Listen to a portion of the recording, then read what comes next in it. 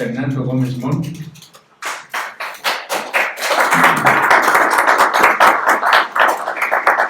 Bueno, ustedes ya conocen sus antecedentes, simplemente destacaré que es profesor de Derecho Penal de la Escuela Libre de Derecho.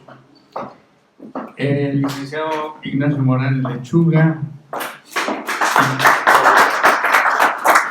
también es profesor de la Escuela Libre de Derecho y además fue rector de la Escuela Libre de Derecho, y ya de sus cargos públicos pues todo el mundo también los conoce. Así que para inmediatamente empezar le daremos la palabra al licenciado Fernando Gómez Mont, quien pues estaba programado para el día de ayer, por lo tanto él quisiera abordar el tema relativo a la reforma constitucional al artículo 19 sobre la prisión preventiva.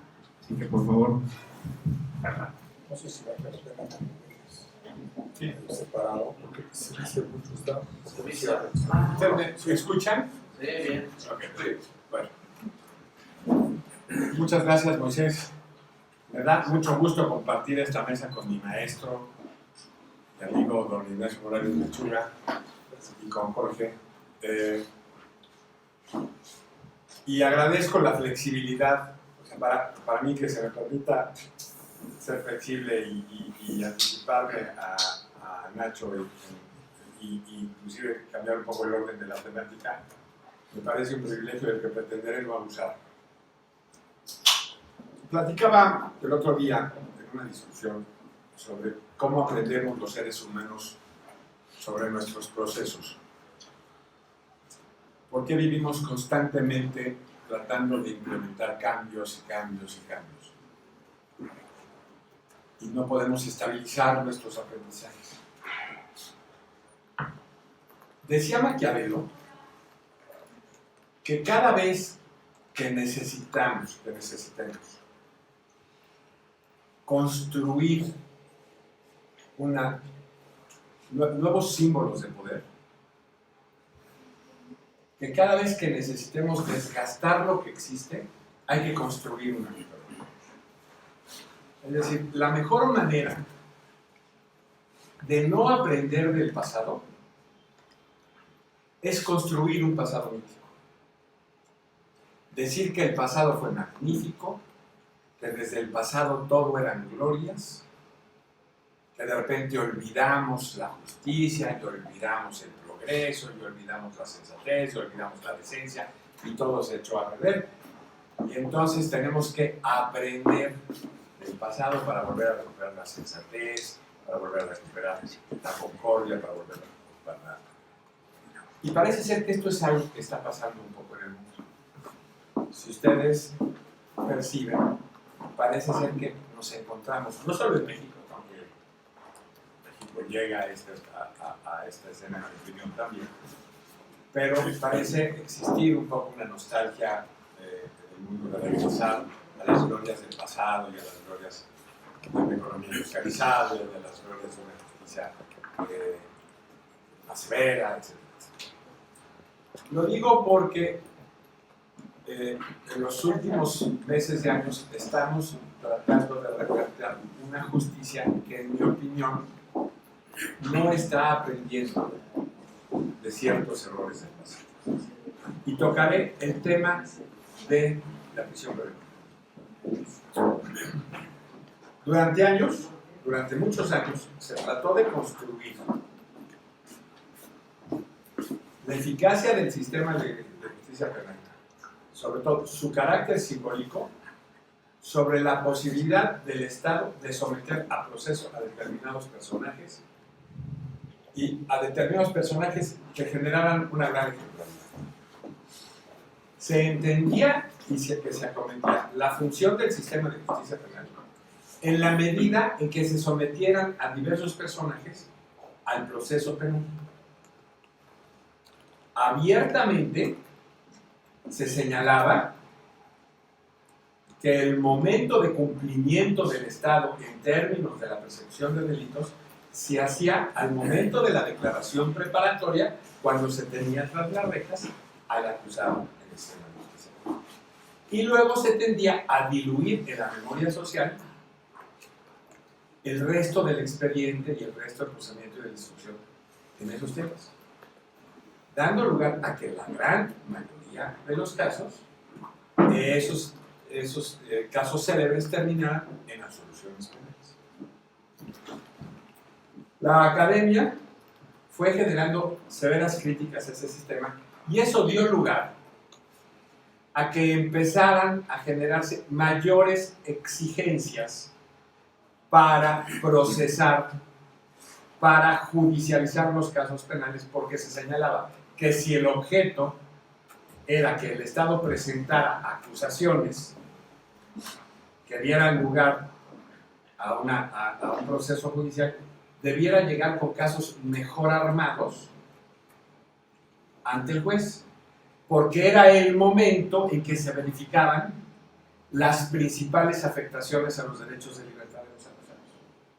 Se le daba un amplio margen al Estado para hacer sus investigaciones, pero ya que buscaba afectar la libertad de los gobernados, debía llegar con un caso con cierta fuerza, porque se afectaba gravemente a la libertad de los gobernados y las posibilidades, sobre todo en los casos más importantes, de que pudiera enfrentar su proceso de libertad eran escasas.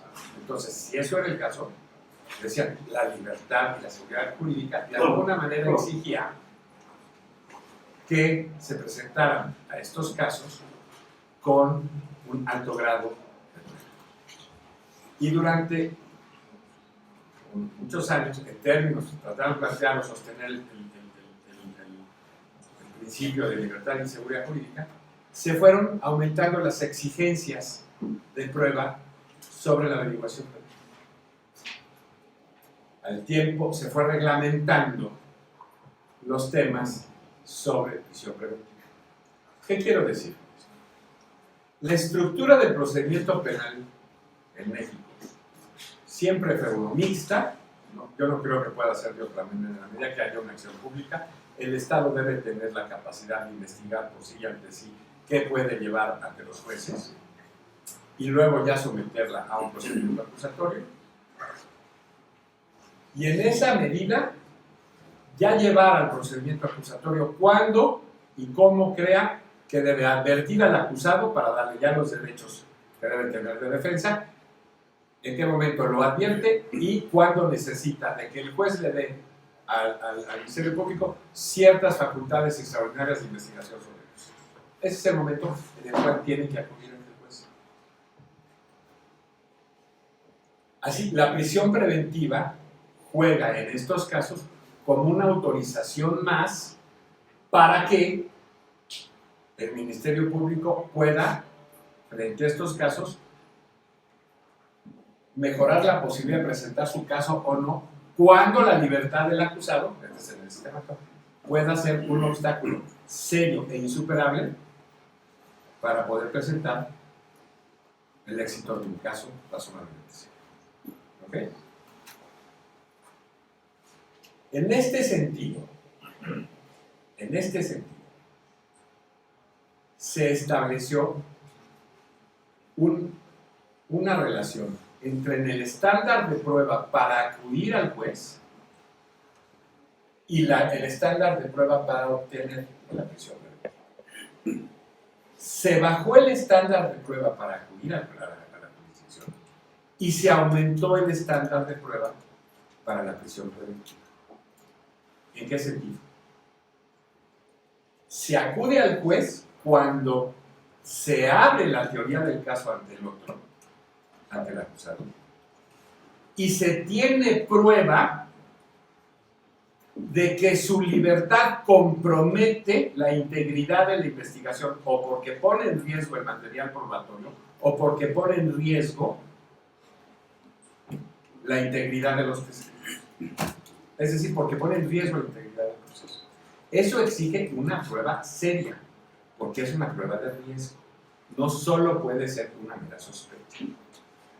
La Constitución señala, y en nuestro mundo, que debe buscarse el aseguramiento de la persona del acusado al proceso por cualquier otro medio y solo que la prisión preventiva sea el único, excepcionalmente, siempre. ¿Okay?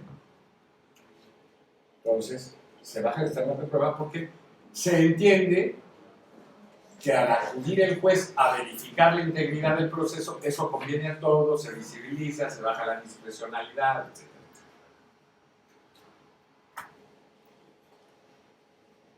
Antes se sube el estándar de prueba,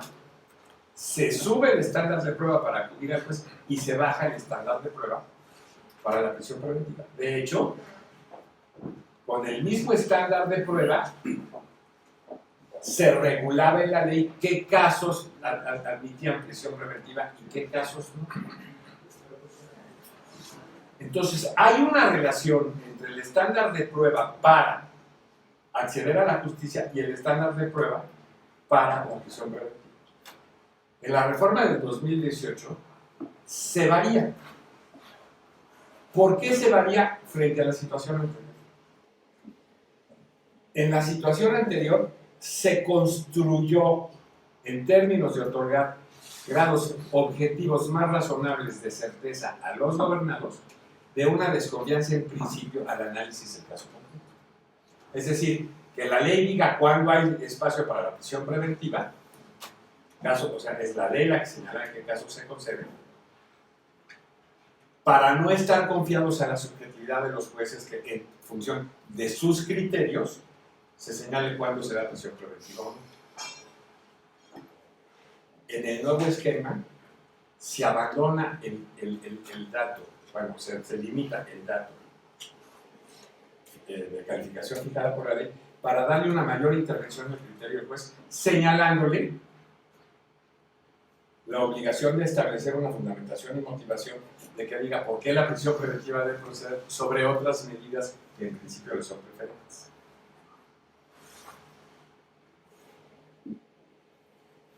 Hasta ahí la votación. En el sistema actual se señala si para ciertos casos, en principio en la reforma del 2008, fundamentalmente de delitos violentos, de delitos que traen aparejada un especial contenido de fuerza o violencia, se establece una presunción legal que en esos delitos traen aparejados peligro sobre los sujetos que están alrededor del procedimiento. Terrorismo, delincuencia organizada, etcétera, los cuales se entiende que en esos casos estas personas per se, por estar involucradas en esas actividades, representan perfiles especialmente peligrosos para el proceso. Así el Estado no corre el riesgo de permitirles el derecho a la libertad en esos casos porque se entiende que son perfiles especialmente amenazantes para el contexto del efecto. ¿Qué viene pasando con las reformas? Estamos volviendo al sistema que entiende a la prisión preventiva bajo la lógica anterior. Es decir, la prisión preventiva como un mecanismo de ejemplaridad. La libertad caucional como un mecanismo de privilegio.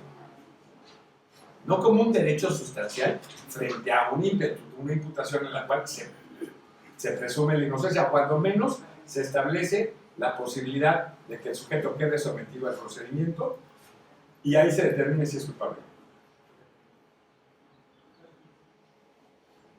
Vuelve esta necesidad del Estado de justificar su integridad mediante la fiereza con aquel al que señala como culpable. Sin espacios para que en el proceso se dirima eso de una manera prudente y razonable. Las reformas que señalan, y esto se hace de dos maneras, por ejemplo, la corrupción es intolerable. Vamos a establecer la corrupción como delito grave que no permita la prisión preventiva. Todo el mundo está harto de la corrupción. Pero me tendrían que decir por qué la corrupción comparte con otro tipo de delitos que implican un comportamiento violento y que implican en principio un riesgo para las personas alrededor, si normalmente la corrupción no es un delito de cuello blanco, si el riesgo para el procedimiento se puede obtener separando al acusado del espacio mediante el cual obtiene el privilegio y el abuso de poder sobre el cual obtiene ventaja o genera ventajas para terceros. ¿Qué tiene que ver la prisión preventiva con esos mecanismos de prevención? No, tiene que ver con la ejemplaridad de someter a alguien a la prisión y de la necesidad de legitimar al Estado otra vez desde el momento en que inicia el proceso con la foto atrás de la oreja.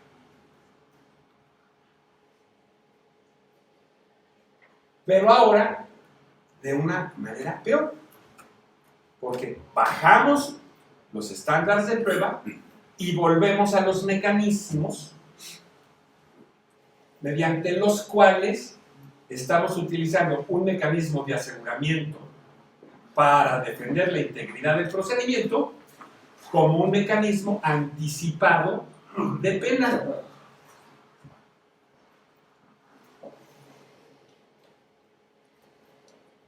Y en un contexto político en donde este tipo de situaciones, y digámoslo, pueden ser utilizadas con fines de control político, ni siquiera con fines de justicia y de integridad.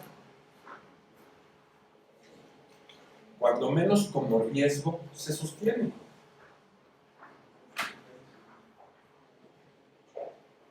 El otro mecanismo sobre el cual se abre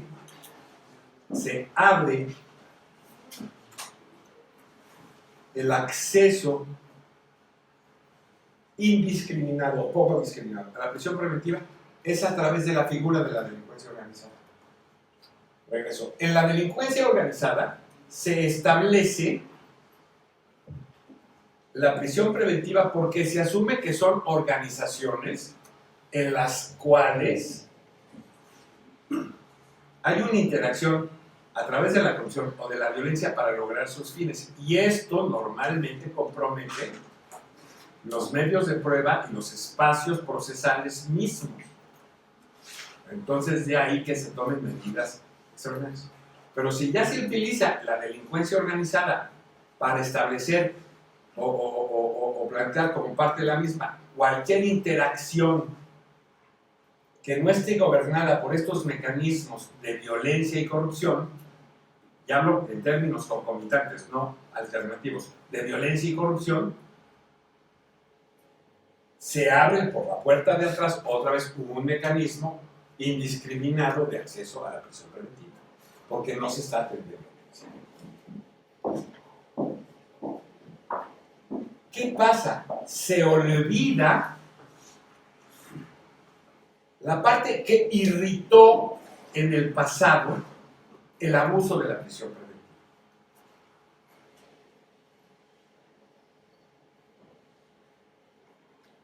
Parece señalarse que parte de nuestros problemas derivan de una impunidad presente que no existía en el pasado, donde todo era perfecto, y se olvida la percepción de abuso que existía en el pasado.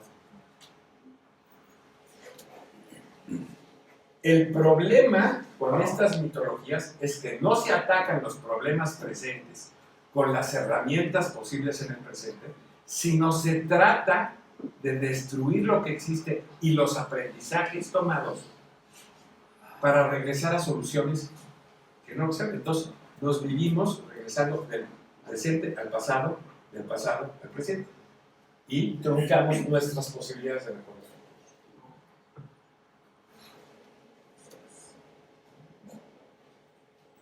Yo creo que tenemos que revisar nuestra aproximación a estos temas con mucho cuidado.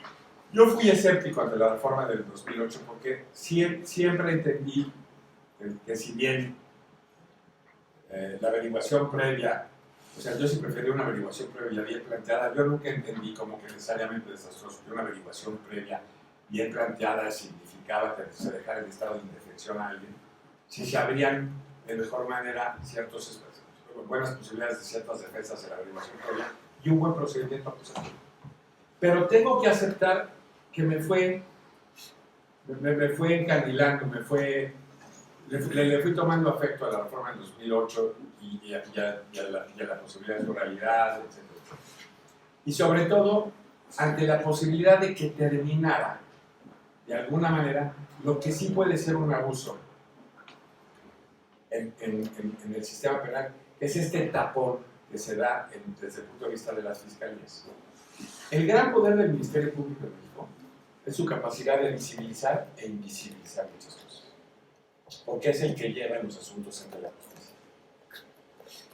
Tal vez bajando el estándar, sin que fuera traumático el acceso a la justicia, se podrían ventilar ya mucho más cosas, generando seguridad jurídica para el inocente y mayor capacidad de procesar jurídicamente los asuntos para quien tuviera responsabilidad. Pero con lo que está pasando, otra vez se va a generar ese paso. Los incentivos para la jurisdicción, en la medida en que se disminuya la seguridad jurídica para la prisión preventiva, van a ser atroces. La cooperación social para acudir al espacio jurisdiccional a dirimir los asuntos se va a disminuir ante el temor de ser ahí sometidos a prisiones primitivas totalitarias, como lo que vimos hace poco de Rosario Robles, en que a mí me parece que no había ninguna base para someterse, se estaba cooperando en el procedimiento, independientemente de la cuestión de forma. El hecho de este tipo de actitudes un poco arteras limita la convocatoria a asumir a la jurisdicción como un espacio razonable para procesar esas cosas. Si este espacio se debilita, si la buena fe sobre estos procedimientos se disminuye notablemente, otra vez se van a atorar los asuntos y no van a fluir.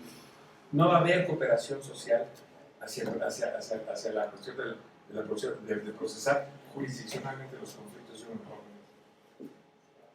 Y eso ya lo vivimos. Ya vivimos los espacios que quien tiene dinero se pasa años prófugo afuera y tarde que temprano se juntan las pruebas o se olvidan los hechos y se consiguen y se procesan de alguna manera de alternativa a las absoluciones. Eso ya lo vivimos. Lo vivimos en las épocas en que nosotros éramos pasantes, cuando estábamos en primero en la carrera. Esos ingredientes, después de 30 años, se habían ido disolviendo para nuevas fórmulas y nuevos problemas. Regresar a este tipo de mezclas, olvidar este tipo de aprendizajes, alegando una nueva integridad republicana, a mí me parece honradamente no sería un retroceso, porque ahora la idea es que el retroceso es virtuoso, ¿no? Pero sí me parece mejor. Gracias.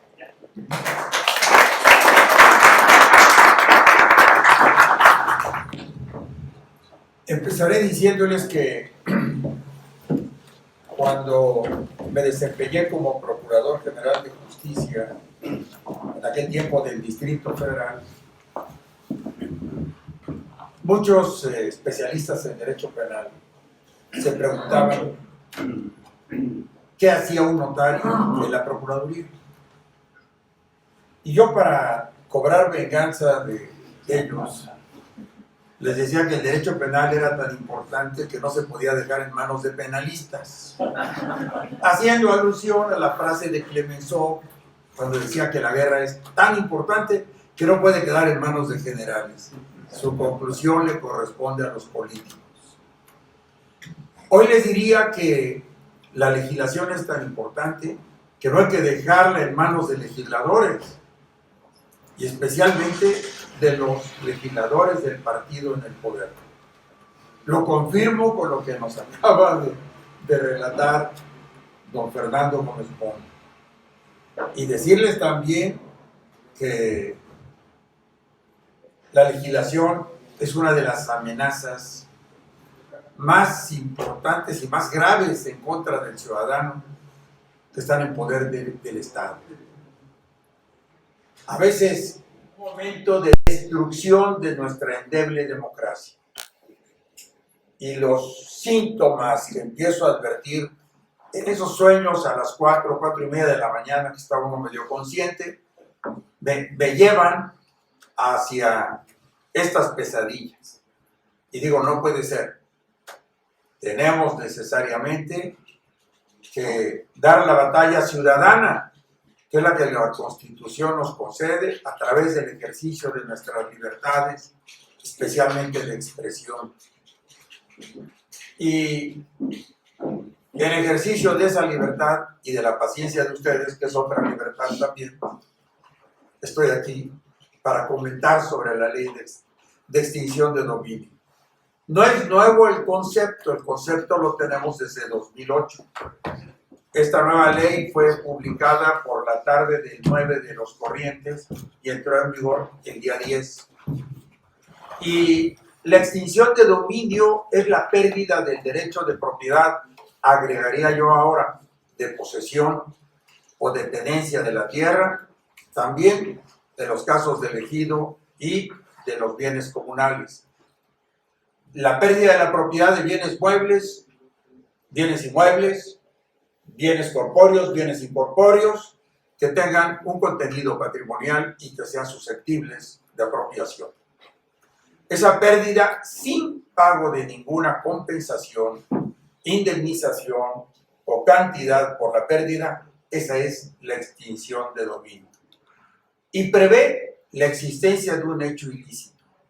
Diría yo, en el año 2008 estaba limitado a delincuencia organizada, delitos contra la salud, bueno, ya es lo mismo, digamos, secuestro y algunas otras modalidades que en ese momento veíamos como unas conductas perniciosas, peligrosas para la sociedad en general.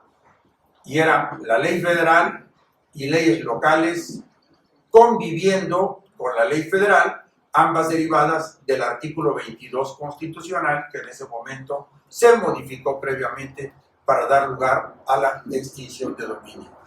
Era, digamos, el resultado de una frustración por parte del Estado en lo que podría llamarse el esfuerzo por abatir la impunidad y por desmantelar económicamente la delincuencia organizada, privándolo de los bienes que ilícitamente habían sido obtenidos. Yo creo que no hubo en ese momento, que yo recuerde, grandes resistencias, diría yo, de carácter político, social, frente a lo que nosotros observábamos como esfuerzo del régimen para combatir el narcotráfico especialmente y la delincuencia organizada. Pero se modifica ahora el artículo 22 y se incluye una variedad de tipos que van más allá del concepto original, por supuesto, y de 19 o 20 tipos que preveía el artículo 22 y la ley reglamentaria, saltamos a mucho más tipos, repetitivos, por cierto, y modificaciones a la ley de delincuencia organizada que nos ubican en más de 200 conductas susceptibles de aplicarse la extinción de dominio. Y bueno, la ley prevé dos cosas: o que el bien haya sido adquirido como producto del ilícito, o que el bien haya sido asiento territorial de la comisión de ilícitos. Segundo, que si el propietario es el delincuente, bueno, nadie va a discutir ni a poner en entredicho la acción del Estado. Pero si el bien corresponde a un tercero, al tercero le corresponde demostrar que no tuvo conocimiento. Porque por eso se ha hablado de la presunción de inocencia en violación en esta ley. No es presunción de inocencia porque este es un proceso civil autónomo del penal.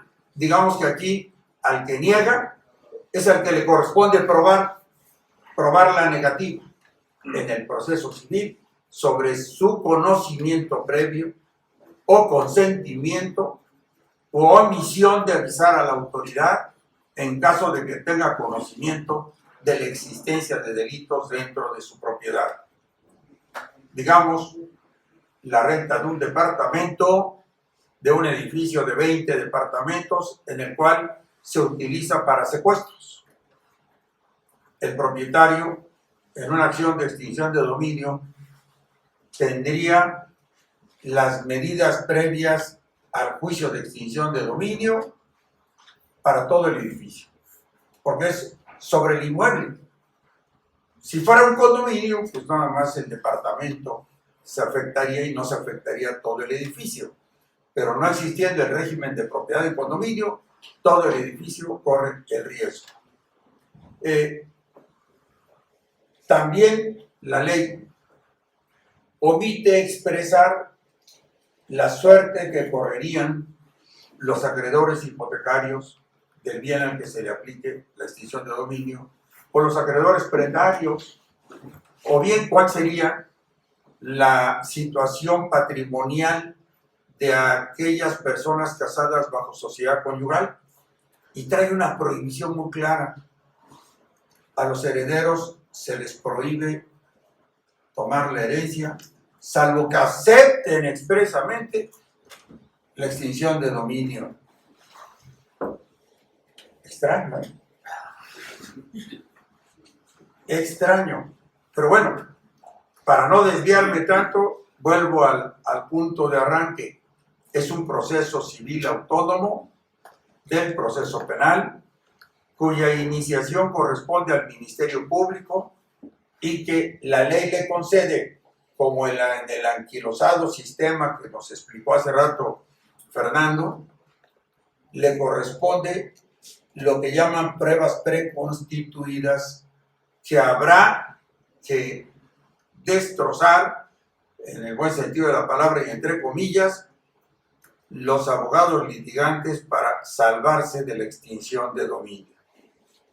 Podría decirles que hay un juicio ahorita muy famoso, voy a permitir decirlo, el caso Juan Collado, en donde el magistrado resuelve que el Ministerio Público se fue de frente y se basó en un testimonio para establecer la ley de delincuencia organizada, y que las fechas en que Juan Collado estuvo al frente de la Caja Libertad como presidente del Consejo de Administración no coinciden con los hechos ilícitos que se le atribuyen. Es decir, él ya había salido de la presidencia, pero no obstante todas las menciones y razonamientos que hace el juez, de todas maneras no le quita la prisión preventiva. Podríamos poner como ejemplo, para que midan los alcances de la ley, que el juicio siga y que, tomando en consideración los razonamientos del magistrado, sea declarado inocente de la acusación de delincuencia organizada. Sin embargo, por la naturaleza del proceso civil, este continúa. Aunque sea declarado inocente en el proceso penal, la extinción de dominio continúa. Y no solamente eso, sino es posible que antes de que se dicte la sentencia se puedan sacar a remate los bienes asegurados en ese proceso previo al proceso de extinción de dominio, y se saquen a remate independientemente de las resultas del juicio. ¿Por qué? Porque sea muy costosa su administración, porque el cuidado sea difícil, porque sean bienes perecederos, por las razones que ustedes quieran, porque la verdad es muy abiertos los conceptos por los cuales pueden sacarse a remate anticipadamente los bienes sujetos al proceso de extinción de dominio. Y a partir de esta resolución se puede encontrar el propietario el día de mañana, porque ya fueron rematados sus bienes, y el Estado está obligado a devolverle lo que se obtuvo en el remate, menos los gastos de administración y conservación.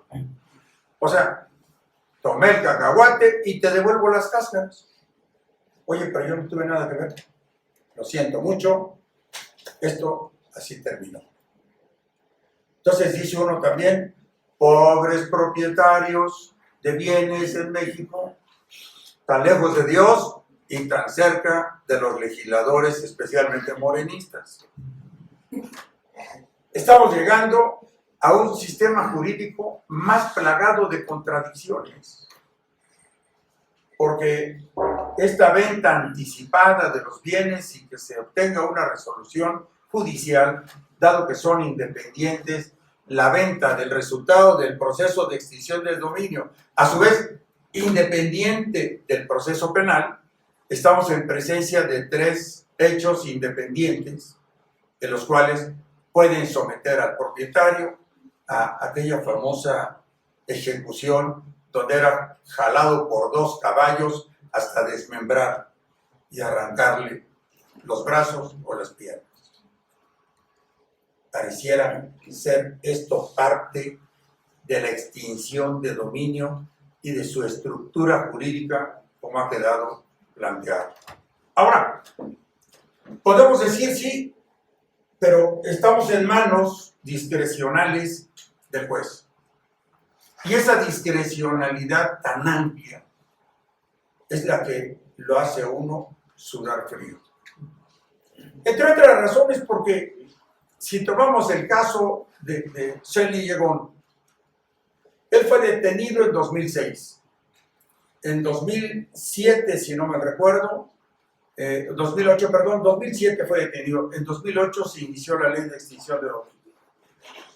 La razón de inicio del encuentro de los 210 millones de dólares no se le imputó a Shelley Yegón, hasta donde recuerdo, porque se habló de bienes mostrencos y se publicaron unos avisos, sendos avisos en el Diario Oficial de la Federación para decir una cosa me encontré, si por eso la diré, etcétera, etcétera. Si no aparece el dueño, con ella me quedaré.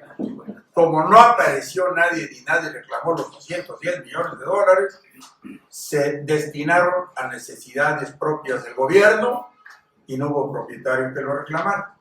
Entonces, esos 210 no creo que se les pueda imputar ahora a Shelley Yegón.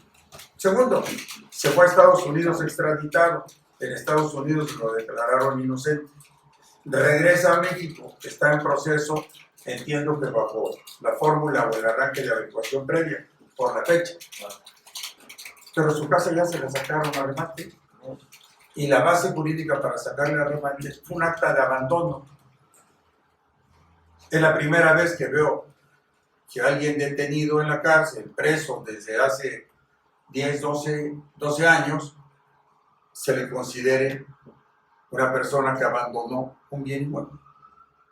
Pero en el registro público aparece el acta de abandono. Si pueden y quieren consultarlo, ahí lo van a encontrar. Eso es lo que me preocupa, porque una ley con tantas facultades como esta, la ley de extinción de dominio, debería tener, por supuesto, límites al poder y garantías a los propietarios.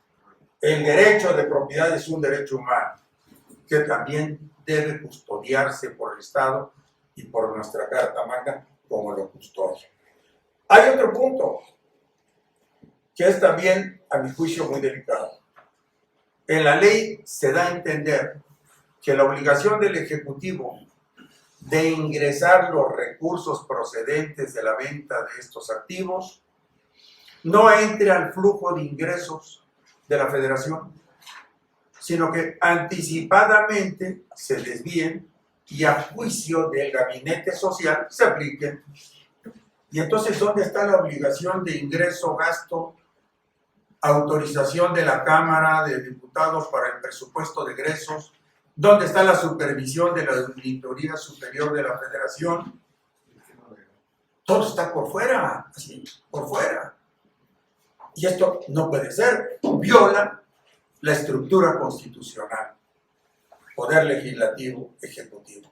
Y que lo apruebe el poder legislativo, peor tantito, ya simplificó todo. Para efectos de esta ley desapareció el poder legislativo, desapareció el presupuesto. Por eso creo que el 13, el 14, la división de la estructura constitucional se ven atropelladas por el texto de esta ley. Es un abuso desde el legislativo en adelante. guarda una sola esperanza el artículo 12 transitorio. Yo creo que a alguien le entró cargo de conciencia y apuntaron el 12 transitorio para decirnos, oigan, fiscal, encárguese de abrir una consulta popular nacional, a ver qué opinan de la ley. Usted reciba las sacudidas de árbol genealógico y ya traducidos al buen español, tráiganoslos acá a nosotros para ver qué hacemos y qué ajustes le hacemos. Faltaría nada más que salga alguna autoridad a decir, oigan, mexicanos, no se asusten, esto nada más va a ser para los chicos malos. Los demás, guarden la calma. Aunque les puedo anticipar que ya se está cocinando en la Cámara de Senadores reformas a distintas leyes, entre ellos el Código Fiscal de la Federación, para que la evasión sea también delincuencia organizada. Y en la evasión, al considerarse delincuencia organizada, junto con los factureros, pues va a la extinción de dominio. El día de mañana, lo único que falta es que vuelvan a poner el adulterio como delito y le apliquen la extinción de dominio. Pero entonces sí, esto va a ser el acabose. La verdad, estamos llegando a extremos que yo no pensé. Por eso mis pesadillas continúan. Ojalá se acabe. Sí, que sea pronto.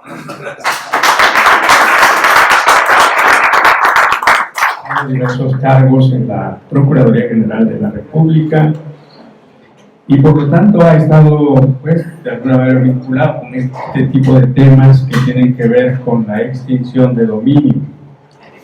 Él ha sido director también de la Facultad de Derecho de la Universidad La Salle, miembro de la Academia Mexicana de Ciencias Penales y profesor de Derecho Penal. Así que le damos la palabra. Muchas gracias, doctor. Bueno, en primer lugar, agradecerle al doctor Moisés Moreno por esta invitación. Me siento muy honrado de estar en este foro y desde luego de compartir la mesa pues con el licenciado Ignacio Morales Lechuga, que tanto admiro y tanto he seguido hace muchísimos años. Y desde luego también me da mucho gusto estar con ustedes para compartir algunas ideas que me surgen en relación también con la Ley Nacional de Extinción de Dominio. Quiero comenzar por decir que yo suscribo absolutamente lo que ya nos ha comentado el licenciado Morales Lechuga. Esta es una ley que tiene muchos incentivos perversos.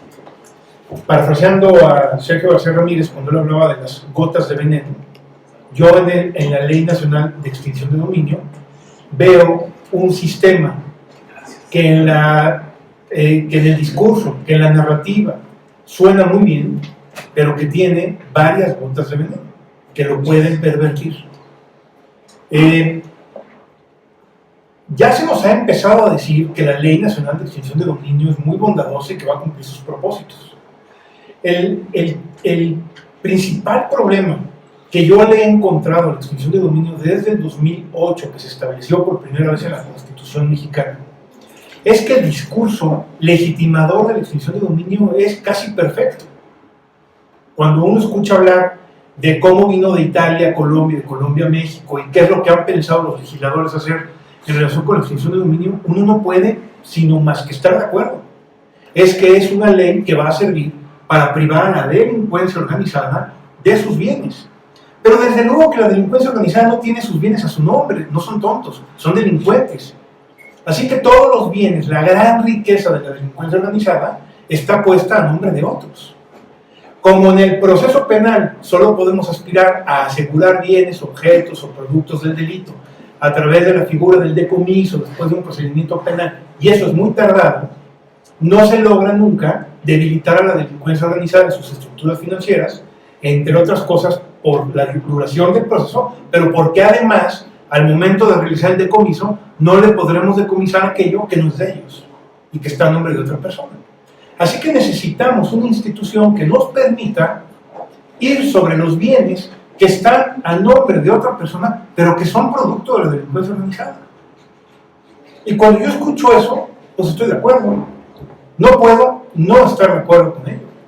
Por eso, como bien nos comenta el licenciado Morales Lechuga, en el 2008 no hubo mayor problema, hubo problema pues, pero no hubo mayor problema en que se aceptara la idea de incluir en la Constitución, por primera vez, una institución tan delicada como la extinción de dominio, cuyas características todos conocemos.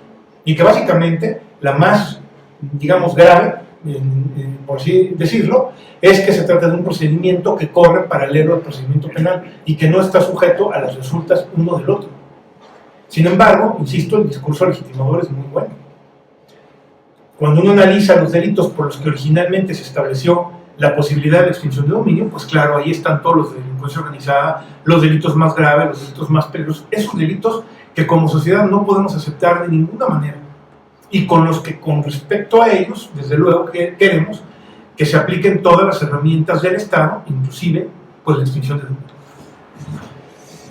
¿Qué pasó en los años a partir del 2008? Que se pudo saber porque la legislación en materia de delincuencia organizada, que además deriva de tratados internacionales, obliga, y también eso explica un poco este transitorio que compromete al Fiscal General de la República, obliga a que permanentemente las instituciones que tienen a su cargo la aplicación de la extinción de dominio como partes actoras, es decir, las fiscalías, tengan informes públicos con respecto a los juicios que están intentando y los resultados que están logrando.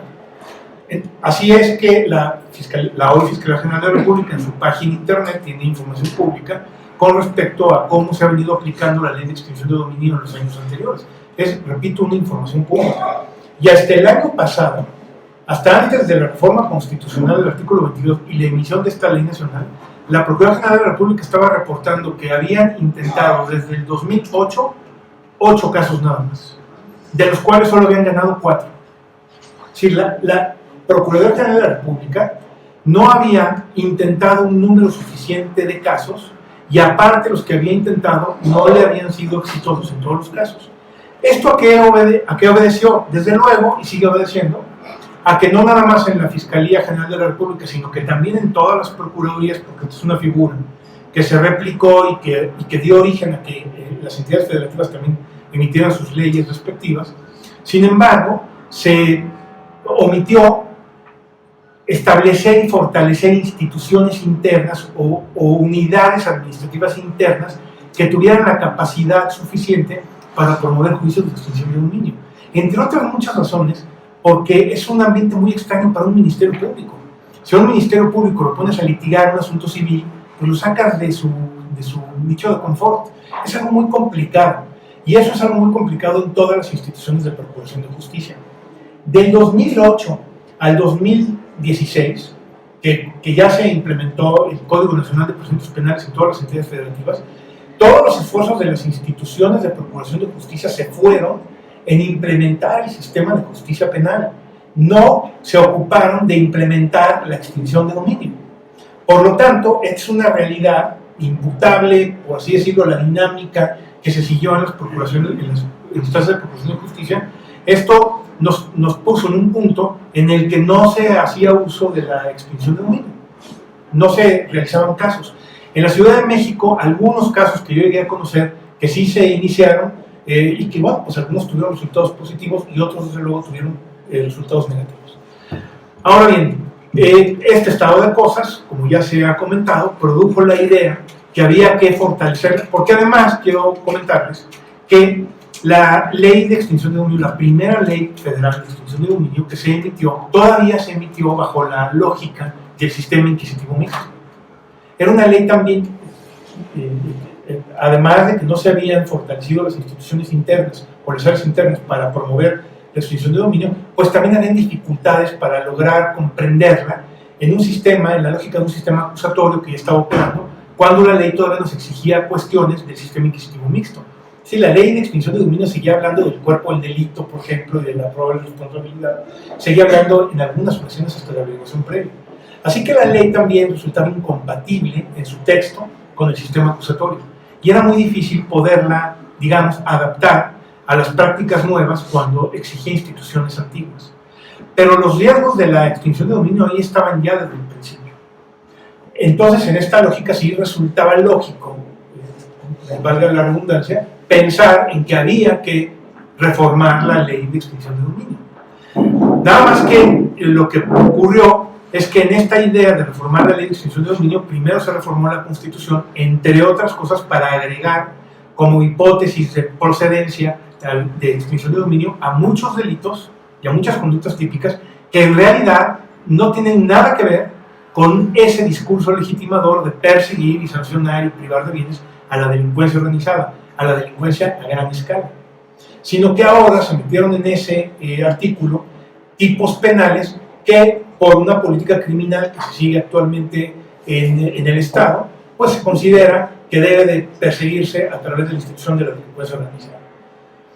Así que se reforma la Constitución con este riesgo ya, con esta ya primera gota de veneno, que ya no coincide con el discurso legitimador, y luego se emite una ley nacional que cuando la analiza uno, pues encuentra también muchas inconsistencias, muchas de las cuales, las principales, ya se comentaron en la mesa. Pero yo diría que existen otras. Por ejemplo, es una ley que se va a aplicar retroactivamente, porque en su transitorio, aunque aparentemente, en uno de sus transitorios, aunque aparentemente nos dicen que la preparación de la extinción de dominio se va a realizar en los términos de la actual ley, nos dice también muy claramente ese transitorio, inclusive cuando se trate de hechos ocurridos con anterioridad. Entonces, este artículo, que aparentemente solamente está estableciendo cómo se va a preparar la acción, está implicando una aplicación retroactiva. Ya sabemos que la Constitución prohíbe la aplicación retroactiva en perjuicio, pero ¿cuál es la aplicación retroactiva en perjuicio? Tratándose de la ley de extinción de dominio, cuando su objetivo es tan noble como, insisto, el discurso legitimador lo está estableciendo. Y a este problema de aplicación retroactiva tenemos que sumarle otro: es imprescriptible. También uno de sus artículos nos señala que la acción de extinción de dominio es imprescriptible. Así, y que además, para tratar de cerrar un poco la prescripción, el Ministerio Público tiene determinado plazo, 10 años me parece, para promover la extinción de dominio a partir de que reciba información que se le allegue por otro Ministerio Público o por alguna otra de las unidades y le diga que hay bienes vinculados con la delincuencia organizada o con alguno de los delitos aquí establecidos, lo cual nos lleva a un imaginario eterno.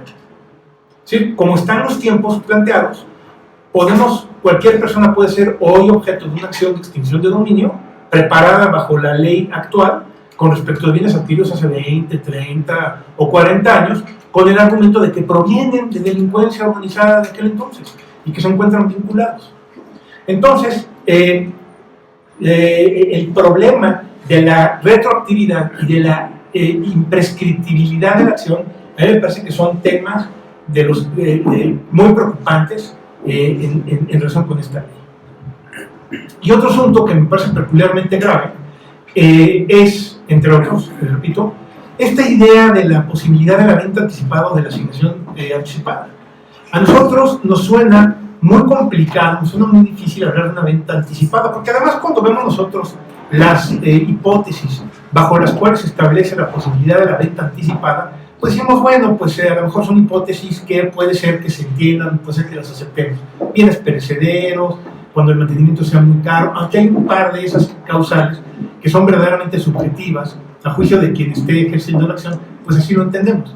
Pero hay otra idea en la ley de extinción de dominio que permite la posibilidad de la asignación de esos bienes a instancias públicas cuando así lo determine el gabinete social. Y esa asignación, cuando leemos la ley de extinción de dominio, implica una enajenación.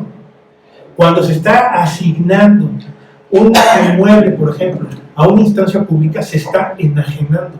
Se está ya disponiendo anticipadamente, aunque no se le llame compraventa, porque la misma ley nos habla de donación o de actos equivalentes. Así que es posible, de manera complicada, si así lo queremos ver, la venta anticipada, que eso levantó muchas cejas. Pero la asignación anticipada es muy fácil, porque esa solo depende que así lo determine la autoridad administradora y que cuando mucho haya el aval del gabinete social. Esta no está sujeta a requisitos legales. Así que si resulta incómodo vender anticipadamente los bienes, resulta muy cómodo asignarlos. Total, ahí implica una enajenación.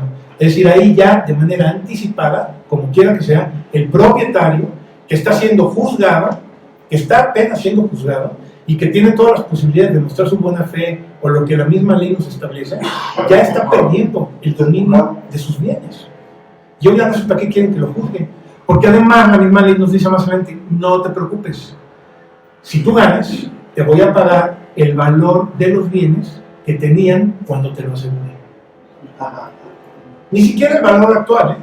Cuando tú pierdes el juicio, cuando tú ganas el juicio, yo te pagaré el valor de los bienes que tenían al momento del aseguramiento, de acuerdo a avalúos y demás que haga la propia autoridad. Es decir, existen muchos puntos en esta ley que son verdaderamente preocupantes, que son distintos, que ya se desvían demasiado de, repito, ese discurso legitimador que a todos nos parecía muy bien.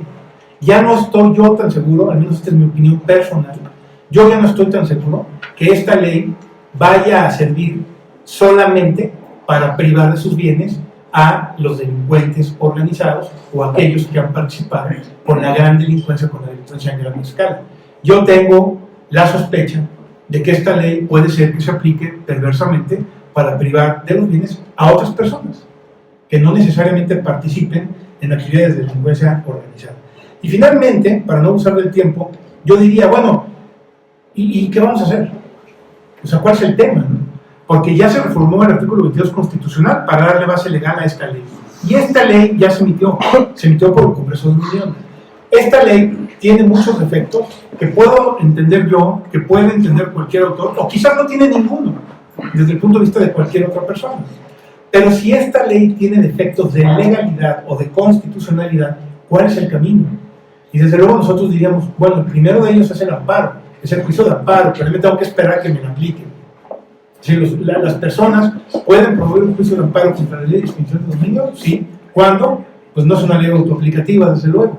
Entonces, desde el momento en que me la aplican, yo podré promover el juicio de amparo, cuidando mi principio de definitividad, mi procedimiento, etcétera, etcétera, a ver si algún día me declaran la inconstitucionalidad de alguna disposición de la ley de extinción de dominio. Y a ver si cuando me declare la Suprema Corte de Justicia la inconstitucionalidad de algún principio de la ley de extinción de dominio, todavía no venden mi bien o todavía no lo asignan anticipadamente. La pregunta es, ¿qué están haciendo los órganos que tienen la posibilidad de promover acciones de inconstitucionalidad o controversias de constitucionalidad? Yo preguntando a algunos conocidos que tengo en la Comisión Nacional de Derechos Humanos, les dije, oye, precisamente a partir de la invitación que me hizo el doctor Moreno, a lo mejor aquí les traigo una novedad, ¿no? Les puedo dar una buena noticia, pero no, hasta ahorita lo que me platican es que la Comisión Nacional de Derechos Humanos no sabe si va a impugnar o no la ley de extinción de dominio. Yo me quiero imaginar que sí, pero por lo pronto, hasta este momento, no hay una decisión firme, conocida de la Comisión Nacional que está legitimada para promover la extinción de dominio, para promover alguna acción de inconstitucionalidad sobre la acción de inconstitucionalidad sobre la Ley Nacional de Extinción de Dominio. ¿Y quién nos queda? El Fiscal General de la República. El Fiscal General de la República, pues no sé, a lo mejor nos sorprende y promueve alguna acción en contra de la Ley de Extinción de Dominio. Yo concluiría por lo siguiente, y hago votos, también a partir de un comentario del maestro Moel Lechuga, yo hago votos porque de verdad esa idea que algún día, hace mucho tiempo, esbozó la ministra Margarita Luna y que por ahí quedó en una tesis aislada que decía, de la primera sala, que decía la presunción de inocencia es un principio constitucional implícito en la Constitución, todavía hablaban del principio implícito en la Constitución, que deriva de tratados internacionales y que inequívocamente se aplica a materia penal, pero que también se aplica a cualquier otra materia. Yo haría votos porque ese criterio, porque esa doctrina que quedó en una tesis cerrada se traiga, se rescate, y que digamos, la presunción de inocencia no es una institución estrictamente de derecho penal, podemos aplicarla en cualquier otro sistema, y eso a lo mejor nos ayudaría un poco a poder entender esta ley. Y finalmente el último comentario es, yo concluiría diciendo, la ley de extinción de dominio podría ser una ley transitable, podría ser una ley que no representara, a pesar de los defectos o de las llamadas de las gotas de veneno que yo en mi análisis personal he podido advertir. A pesar de eso, podría ser una ley transitoria si se cumplieran dos condiciones. La primera, que hubiera una aplicación leal de la ley de extinción de dominio. Es decir, que el agente del Ministerio Público que va a presentar demandas, que va a asegurar bienes, que va a recolectar información, que va digamos, operar desde el punto de vista de la parte actora, la Ley Nacional de Extinción de Dominio, lo hiciera con lealtad, sin la intención de estar privando de bienes solamente por privar de bienes, sin intención de estar asegurando bienes solo por estar asegurando. ¿Sí? Si nosotros pudiéramos afirmar que en México tenemos o tendremos muy pronto ministerios públicos que van a aplicar la ley de extinción de dominio con toda lealtad, creo que podríamos tener un problema salvado. Y la segunda condición, que los jueces, que el Poder Judicial que va a resolver las controversias que se susciten en materia de delincuencia organizada, lo hagan con independencia y con autonomía de criterio. Si nosotros pudiéramos afirmar que tenemos o tendremos muy pronto jueces que van a aplicar leyes tan importantes para la política del Estado actual como la extinción de dominio, con neutralidad, con independencia, con autonomía y, ¿por qué no decirlo?, protegiendo los derechos individuales de las personas, porque finalmente esa es la misión también del Poder Judicial frente a las actuaciones del Estado. Pues entonces, si se cumplieran estas dos condiciones, yo creo que no tendría ningún sentido asustarnos, ¿no?, espantarnos y sí pensar que va a ser una ley que se va a aplicar debidamente y que va a cumplir sus objetivos. Y bueno, pues yo haría votos porque estos dos principios se logran.